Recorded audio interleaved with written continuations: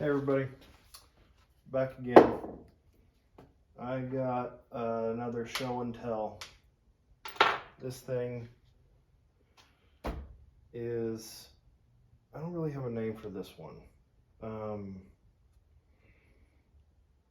Methany.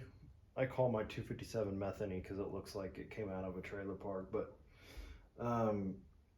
I guess Frankenstein or some shit would be good for this saw. This is a creation that I came up with. And it's pretty cool, I think. I like saws that look like shit, but absolutely rip. And this is a perfect example of that. I mean, it's a Husqvarna 350. It's got a 45 millimeter top end on it, and we've got a 372 carburetor jammed in that thing. So let's take the top end off here real quick, but first I want to show you this rig. So our choke lever is this guy right here, and our on-off switch. But yeah, let me get the top end off real quick. Before I do that, I think I'm going to run this thing. I want to show you guys how it sounds. The snap this thing has is pretty cool. So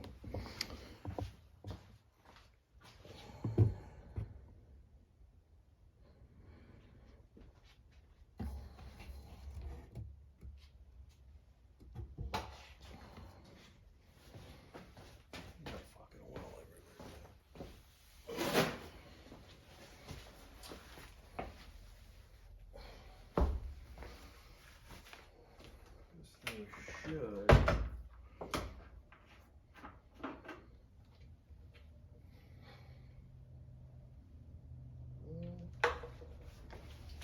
So I've been playing around with some fuel just because, again, it's fun. I mean, who gives a shit? This is 98 octane oxygenated Renegade. It's 2% oxygenated. You do have to richen the saw up a little bit. It's not like alcohol or methanol. The gains are probably negligible, so that's why I'm just trying to get this shit burnt up. But it does have a little bit more snap, I would say, but honestly, you can't even, I don't think a person would tell the difference. But yeah, this is what that is. 4% oxygenated. You really have to richen the saw up, but this is, there you go. Spill it all over, you fucking idiot. And my God, this stuff, it smells like gold. 4%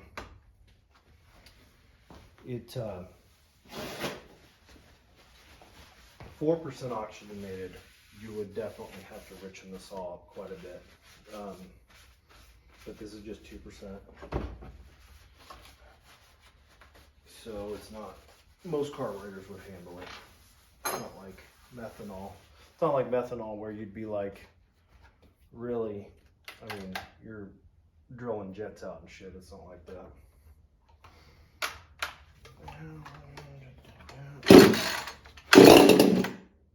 This thing always, this hasn't ran for, I don't even know how long.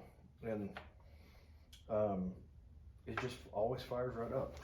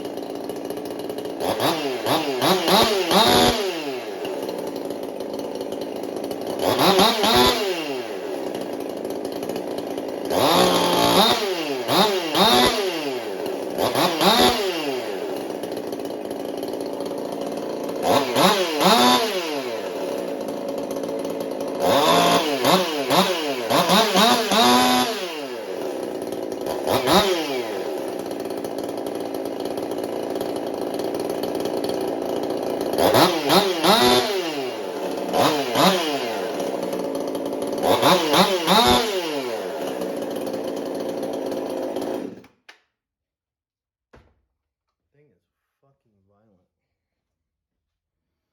Let's get in here. I want to show you what we had to do. Well, that's good. I want to show you guys what we had to do to stuff a 372 carburetor on this thing. Let's see. It's getting a little thick in here. I don't get this saw really.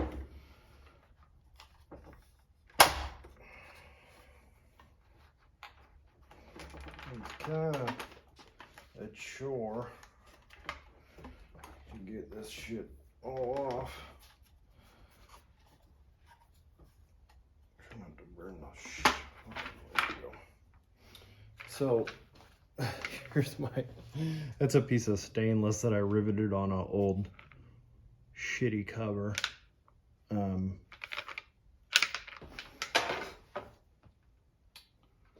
So our choke lever, get this off here. Choke lever is a piece of stainless. It's got a little C-clip on the end so it doesn't come out. But here, let's zip this.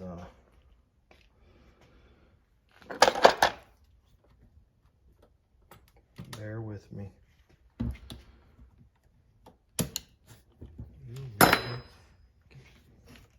I tell you what, trying to do this shit one-handed, it's almost like you just turn into a moron. You can't do shit.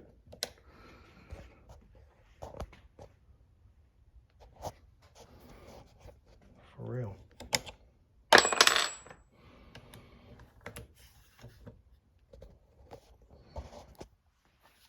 Okay.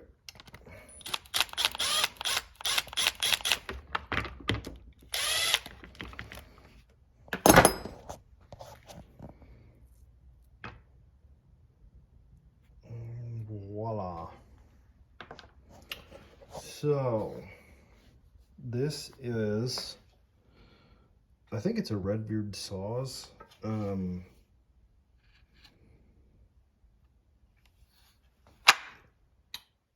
V-stack, velocity stack. But yeah, that down in there, let me get a flashlight here. That is a 372 clone carburetor. The boot is a 359 that has also been modified because the butterfly was hitting there. I mean, this thing, it was a job getting that thing jammed in there. If you look close, there's a stainless rod JB welded to the bottom of the V-stack, and then that's what mounts the carb in the saw so it doesn't vibrate all the shit. If you see, it's mounted to those rubber isolators like the factory carb is, and yeah, so it's pretty hot.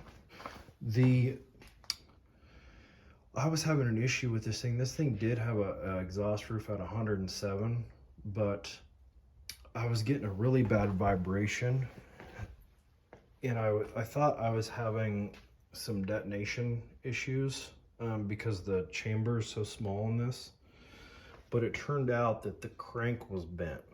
So I ended up, before I changed the crank out, I raised the exhaust all the way to 100. I was just curious. I believe that we definitely lost some low end torque, but it definitely raised the power band up significantly, and it definitely pulls hard up top. We just can't lean on it quite as hard. But yeah.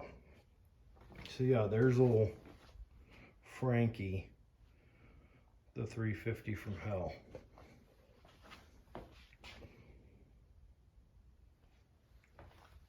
And I've got another. I've got a 350 build. I think I've got that. I've got a brand new Husqvarna 350, brand new, that I think I've got sold. But the guy wants it ported, and so we're gonna do full port work on that thing coming up. And so that'll be a fun build.